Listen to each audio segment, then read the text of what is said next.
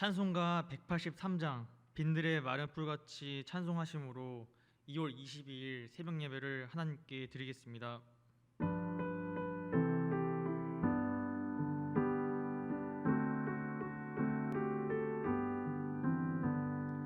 빈들의 마른 풀같이 시들은 나의 영혼, 주님이 약속한 성령 간절히 기다리네.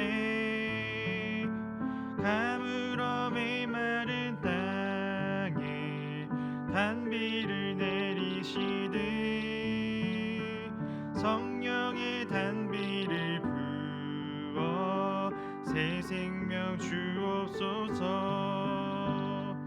반가운 빗소리 들려 산천이 춤을 추네.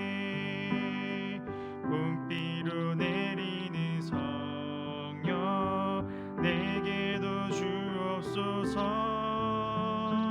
가물어 메마른 땅에 단비를 내리시듯 성령의 단비를 부어 새 생명 주옵소서. 절 따라 우로를 내려 조목이 무성하니 갈급함 내 심령 위에 성령을 부으소서. 가물어 메마른 땅에 단비를 내리시듯 성령의 단비를 부어 새 생명 주옵소서. 참되신 사랑의 언약 어길 수 있사오랴. 오늘의 흡족한 은혜 주실 줄 믿습니다. 가물어 메마른 땅에 단비를 내리시듯 성령의 단비를 부어 새 생명 주옵소서.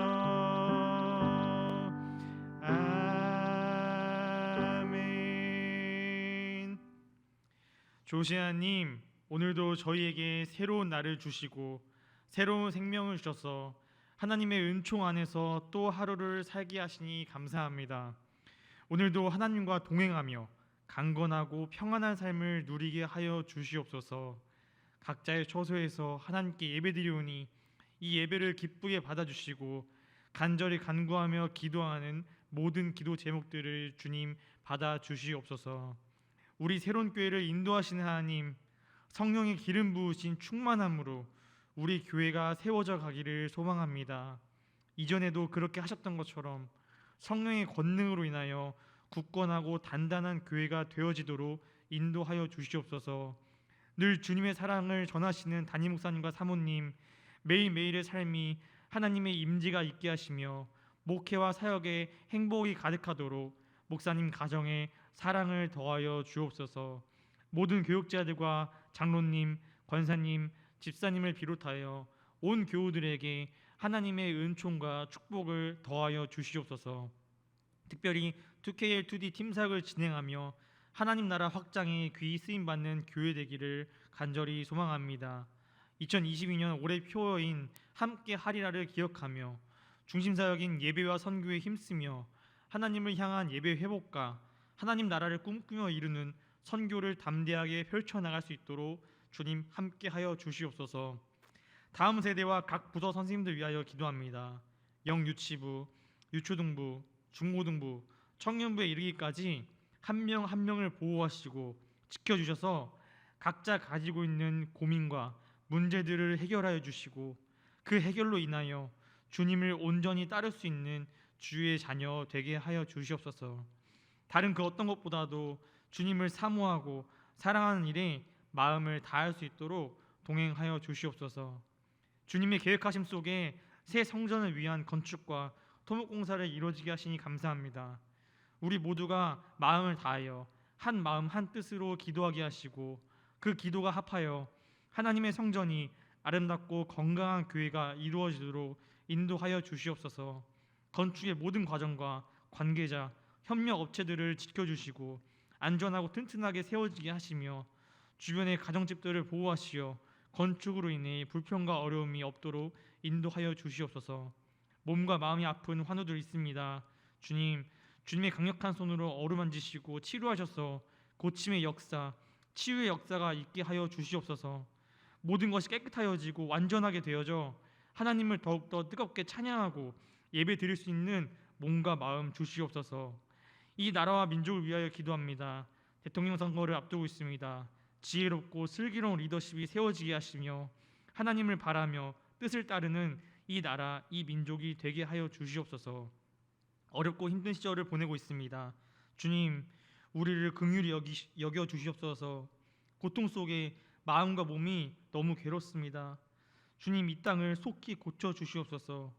이 시간을 통하여 잘못된 우리의 모습들을 회개하고 주님께 더욱더 나아가는 시간이 되게 하여 주시옵소서. 주님, 이 시간 말씀을 받습니다. 말씀하여 주옵시고 하나님의 말씀으로 오늘 하루 감사로 고백되어지는 시작의 시간이 되게 하여 주시옵소서. 예수님의 이름으로 기도합니다. 아멘. 함께 말씀 보도록 하겠습니다. 오늘 우리에게 주신 하나님의 말씀은 이사야 61장의 말씀입니다.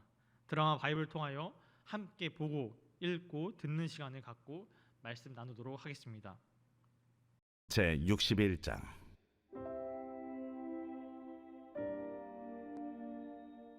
주 여호와의 영이 내게 내리셨으니 이는 여호와께서 내게 기름을 부으사 가난한 자에게 아름다운 소식을 전하게 하려 하심이라. 나를 보내사 마음이 상한 자를 고치며 포로된 자에게 자유를, 갇힌 자에게 노임을 선포하며 여호와의 은혜의 해와 우리 하나님의 보복의 날을 선포하여 모든 슬픈 자를 위로하되 무릇 시온에서 슬퍼하는 자에게 화관을 주어 그 죄를 대신하며 기쁨의 기름으로 그 슬픔을 대신하며 찬송의 옷으로 그 근심을 대신하시고 그들이 의의 나무 곧 여호와께서 심으신 그 영광을 나타낼 자라 일컬음을 받게 하려 하심이라. 그들은 오래 황폐하였던 곳을 다시 쌓을 것이며 옛부터 무너진 곳을 다시 일으킬 것이며 황폐한 성읍 곧 대대로 무너져 있던 것들을 중수할 것이며 외인은 서서 너희 양떼를 칠 것이요 이방 사람은 너희 농부와 포도원 지기가 될 것이나 오직 너희는 여호와의 제사장이라 일컬음을 받을 것이라. 사람들이 너희를 우리 하나님의 봉사자라 할 것이며 너희가 이방 나라들의 재물을 먹으며 그들의 영광을 얻어 자랑할 것이니라. 너희가 수치 대신에 보상을 배나 얻으며 능욕 대신에 몫으로 말미암아 즐거워할 것이라. 그리하여 그들의 땅에서 갑절이나 얻고 영원한 기쁨이 있으리라. 무릇 나 여호와는 정의를 사랑하며 불의의 강탈을 미워하여 성실히 그들에게 갚아주고 그들과 영원한 언약을 맺을 것이라. 그들의 자손을 문나라 가운데 그들의 후손을 만민 가운데 알리리니 무릇 이를 보는 자가 그들은 여호와께 복받은 자손이라 인정하리라. 내가 여호와로 말미암아 크게 기뻐하며 내 영혼이 나의 하나님으로 말미암아 즐거워하리니 이는 그가 구원의 옷을 내게 입히시며 공의의 겉옷을 내게 더하심이 신랑이 사모를 쓰며 신부가 자기 보석으로 단장함 같게 하셨습니다. 땅이 싹을 내며 동산이 거기 뿌린 것을 움돋게 함같이 주 여호와께서 공의와 찬송을 모든 나라 앞에 솟아나게 하시리라. 오늘 말씀은 선지자 이사야가 메시아, 즉 구원자에 대한 예언을 하면서 특히 구원자가 이 땅에 오셔서 성령의 기름 부음을 받으셔서 사역하실 것과 그 사역의 결과가 어떠한 것인가를 우리에게 말씀해 주고 있습니다. 그러므로 오늘 이 말씀은 구원자이신 예수님에 관한 예언인 동시에 오늘 나를 살아가는 우리들에게 주신 하나님의 말씀이십니다. 1절입니다. 주 여호와의 영이 내게 내리셨으니 이는 여호와께서 내게 기름을 부으사. 오늘 말씀에서는 주 여호와의 영, 즉 성령에 관해 살펴보고자 합니다. 성경을 쭉 보면 여러 가지 형태로 성령을 표현합니다. 성령, 영, 보혜사, 성신, 숨, 강한 바람소리, 불의 혀, 비둘기 등 정말 다양한 단어로 혹은 모습으로 표현되어집니다. 그 중에 성경에 가장 먼저 등장하는 성령은 창세기 1장 2절에 나온 하나님의 영은 수면 위에 운행하시라입니다. 여기서 영으로 번역되는 이 말은 히브리어로 루하흐인데 이 말은 숨으로 번역되어집니다. 신약 성서에는 그리스어로 푸뉴마라고도 하는데 구약 성서에서 성령은 특별한 사람에게 특정한 과제를 해결하는 능력을 부여하시고 신약 성서에서는 예수님께서 세례를 받으심으로 성령이 비둘기같이 내려오는 것을 체험하였고 그 이후 제자들 모두가 성령의 힘을 가지게 되리라고 약속하셨습니다. 그 이후 우리 모두가 다 잘 알고 있는 사도행전 1장과 2장의 말씀에서 나오는 이 오순절에 성령이 강한 바람소리와 불의 혀를 보여주면서 12사도들 제자들에게 임하시게 되어집니다. 그래서 제자들은 다른 나라의 말인 방언의 능력을 얻고 각지에 복음을 전하기 시작하였습니다. 또한 요한복음 14장에 예수님께서는 성령을 가리켜 보혜사, 즉 보살피며 은혜를 베푸시는 분이란 뜻으로 성령을 가리킵니다. 이처럼 성령은 여러 가지 모습들로 처음 태초부터 시작해 구약 시대 임금들과 제사장, 선지자들에게 임하셨고 신약 시대 때는 예수님과 함께 하심으로 제자들과 많은 사람들에게 성령의 오심을 약속하셨습니다. 여러분, 2000년 전에 있던 성령님께서 지금 우리 가운데도 함께 계신 줄 믿습니다. 성령은 잠깐 왔다가 잠깐 들렀다가 지나가시는 분이 아니시고 늘 우리와 함께 계시는 분이심을 꼭 기억하시기를 소망합니다. 성령님께서는 우리 모두에게 성령의 기름을 부어 주시기를 원하십니다. 구약과 신약에서 그랬던 것처럼 성령을 부음받은 우리가 해야 할 일들을 오늘 말씀을 통하여서 가르쳐 주십니다. 1절을 다시 한번 읽겠습니다. 주 여호와의 영이 내게 내리셨으니 이는 여호와께서 내게 기름을 부으사 가난한 자에게 아름다운 소식을 전하게 하려 하심이라. 나를 보내사 마음이 상한 자를 고치며 포로된 자에게 자유를, 갇힌 자에게 노임을 선포하며. 아멘. 먼저 첫 번째로 가난한 자에게 아름다운 소식을 전하게 한다라고 말씀합니다. 여기서 말하는 가난한 자는 겸손한 자를 뜻합니다.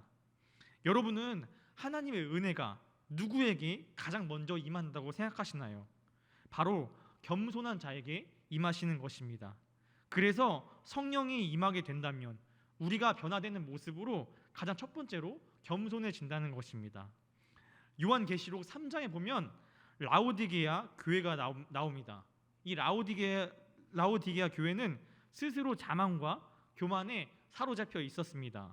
자신들은 부자이며 부유하고 부족한 것이 없다고 합니다. 그런데 주님은 이 모습을 보시면서 강하게 질책하셨습니다. 그들이 심히 가난하고 궁핍하다는 사실을 모르고 있었기 때문입니다. 여러분, 우리가 하나님의 은혜를 받으려면 자신을 잘 발견하고 깨달아야 합니다. 그리고 성령님께 겸손한 마음으로 회개하면서 간구할 때에 비로소 큰 은혜를 받게 되어지는 것입니다.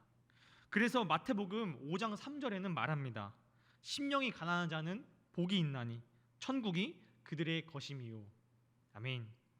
마음이 가난한 자, 즉 겸손한 자는 하나님 나라를 볼 것이라는 크신 은혜를 주신다는 것입니다.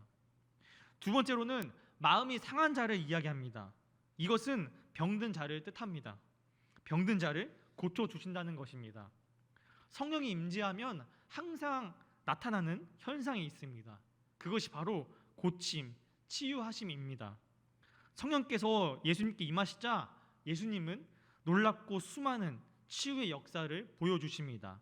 앉은 자를 일으키셨고 38년 된 병자를 고치셨고 아들을 잃고 상심해 있는 나인성 과부를 위로하셨고 홀로 외롭게 있던 사마리아 여인의 친구가 되어주셨습니다. 여러분, 사탄은 늘 우리의 마음을 못 살게 괴롭히고 상하게 만듭니다. 사람들의 마음을 아프게 합니다. 그러나 성령님께서는 이 사탄과는 다릅니다. 언제나 상한 마음을 치유하여 주시고 위로해 주시고 낫게 해주시는 분임을 우리는 굳게 믿어야 합니다. 돈보다도 권력보다도 명예보다도 중요한 것은 바로 사람의 마음입니다. 잠언 15장 13절에 보면 마음의 즐거움은 얼굴을 빛나게 하여도 마음의 근심은 심령을 상하게 하니라라고 하였습니다. 우리 가운데에 성령의 기름 부으심이 흘러 넘친다면 성령님께서는 우리의 마음을 치료하시고 회복시키시는 은혜를 통해서 고침을 받게 되는 이 시간 되기를 간절히 소망합니다. 세 번째로 포로된 자에게 자유를, 갇힌 자에게 노임을 주신다고 말합니다. 감옥에 있는 사람들에게 아마 최고의 기쁨은 가석방일 것입니다. 그런데 성령님이 임하시면 그러한 일들이 벌어진다는 것입니다. 감옥에서 나온다는 것입니다. 자유함을 주신다는 것입니다. 평소 우리의 모습을 보면 우리도 모두 포로처럼 살아갑니다. 감옥에만 가지 않았을 뿐이지 육체적으로, 정신적으로 모두 포로처럼 살아가고 있습니다. 스스로 자신을 감옥에 가두고는 합니다. 특히 영적으로 자유롭지 못합니다. 그런데 성령이 임하시면 모든 것이 자유하게 된다는 것입니다. 2절입니다.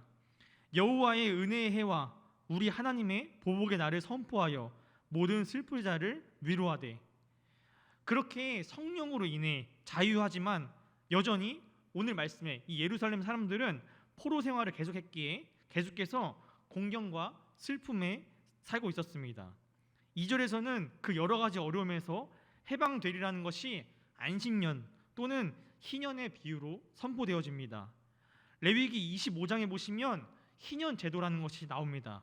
희년이란 7년을 안식년으로 하여 7 안식년이 지난 다음 50년이 되는 해로서 그 해에는 모든 종들에게는 자유를 주고 땅에는 씨를 뿌리지 않고 곡식이나 열매를 거두지도 않습니다.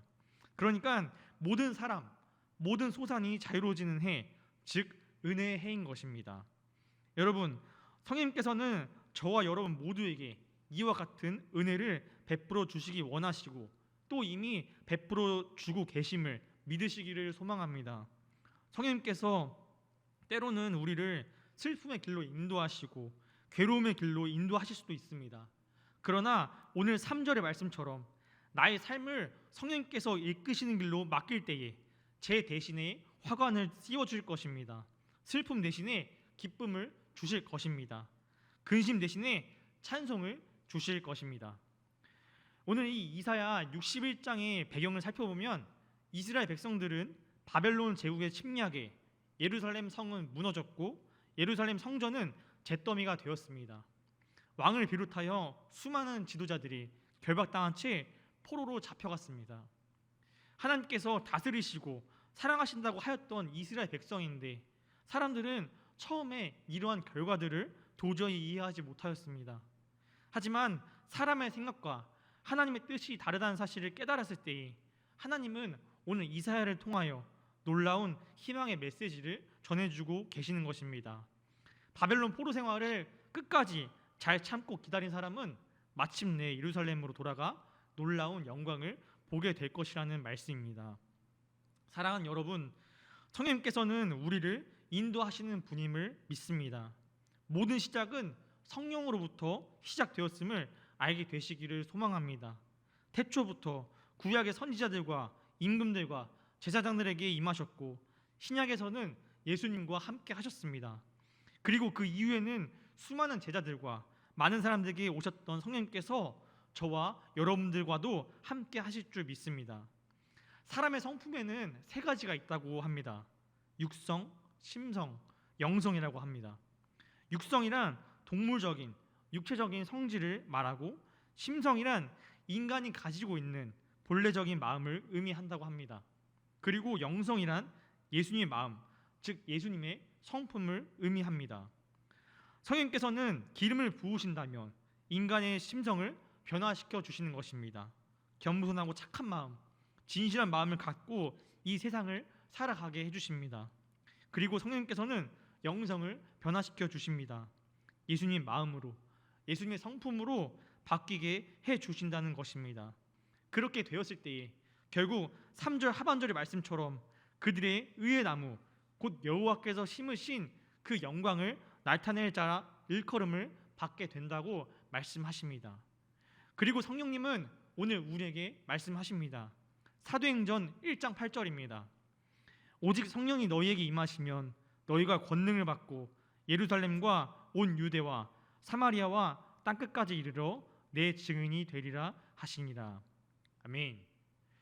그리스도인은 우리가 성령의 기름 부음을 받았다면 궁극적으로 우리가 해야 할 일은 복음, 즉 예수님의 이름을, 예수님의 사랑을 전하는 일임을 꼭 잊지 마시기 바랍니다. 성령님께서 여러분들과 함께 하실 것입니다. 우리의 삶 속에서 비록 고통이 따르고 십자가를 지는 일들이 발생한다고 하더라도 성령님은 담대히 맞설 수 있는 권능을 주실 줄 믿습니다. 이러한 성령의 기름 부음으로, 성령의 능력으로 무장하여서 이 땅에 하나님의 나라를 완성하기 위하여 일하는 저와 여러분들 되시기를 주님의 이름으로 축복합니다. 함께 기도하시겠습니다. 이 시간 기도하실 때에 교회에 7가지 기도 제목이 있습니다. 나라와 민족, 목회자, 교회, 성전 건축, 교우, 신앙, 선교 등 7가지 기도 제목으로 기도하시고, 그리고 각자의 기도 제목이 있을 줄 압니다. 그 기도 제목으로 기도하시다가 오늘 하루 힘차게 나아가